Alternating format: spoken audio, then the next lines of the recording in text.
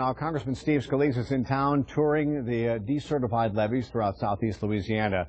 The assessment comes as Congress tries to iron out issues with the National Flood Insurance Program. It's been a big mess. He joins us now with Parish Presidents Billy Nungesser and from Plaquemines Parish and Pat Brister from St. Tammany Parish. Thank you all for coming in this morning. First of all, any movement on resolving some of these problems with flood insurance? And let's just go ahead and explain what it is first. There's a law called Biggert Waters that passed about a year and a half ago to try to make the flood insurance program sustainable. Which in itself is a good thing. Yeah, to ultimately give long-term stability to the program. The other side is the program continued to expire because there is disagreement in Congress. There are many people that just don't support or like the flood insurance program. There's a bipartisan, unfortunately, coalition. So we've always had this battle to try to keep the flood insurance program going. But now with these changes in the law, in the way FEMA is implementing the changes, it creates real problems for people in any coastal community. But of course, southeast Louisiana's got many of those same communities. And most people do want to see the program be self-sufficient. That is a good thing. What the problem is a lot of the homes that were elevated to certain levels are not grandfathered in because they've changed the rules. That is one of the issues that we've talked about most, and that is the grandfathering issue.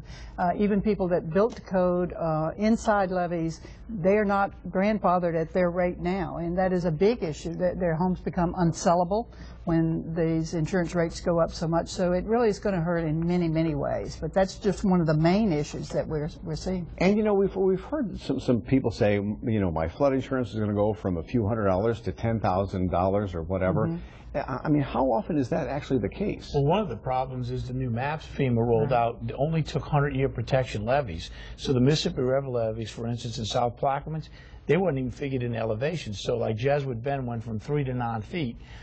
We showed them that the berms and things we're building out in the marsh, we've got a letter from FEMA recognizing those things. Why aren't the Mississippi levees included?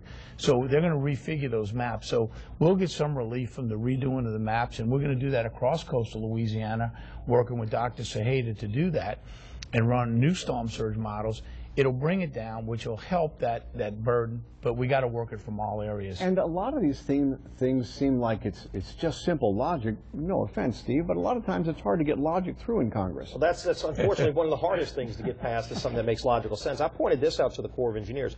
A number of the levees that were decertified by the Corps and ultimately by FEMA were levees that worked, levees that actually protected people. In many cases, they were built by local people, and then those levee systems worked, and then they were decertified by the Corps, and this is the same Corps that certified the levee that they built in New Orleans that failed and flooded the city during Katrina. So we pointed that out, and we are getting some resolution, some movement there. But we were also able to get an amendment passed in Congress about 2 weeks ago out of the House to say, look, Congress, the FEMA cannot implement these changes. So that'll be at least a stopgap measure. That's right. It's a short-term solution as we work on a longer-term solution. And this is not just a Louisiana problem. This affects communities all over the country. Right. And that's why you're hoping for broad support on this. We are, and we're getting it. The coalition is growing daily. I was just with a group from New Mexico, Texas, Mississippi, all of the groups in that area. They're on board, and they want more information. Yeah, we had members of Congress from all over the country that we had almost a 2-to-1 margin to pass this amendment 2 weeks ago on the House floor, so I thought that was very significant,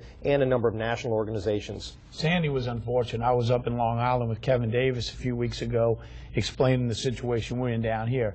And those flood maps, they were smart. They dealt them out in different parts of the country, so it wasn't a major impact. And it's been Louisiana's job to educate the rest of the country and get them on board. And in a one-word answer, quickly, are you optimistic it'll get passed in the Senate now that's gotten into the House? I think it will, yes. Okay, that was 2 or 3 words, but that's okay. Thank you very much.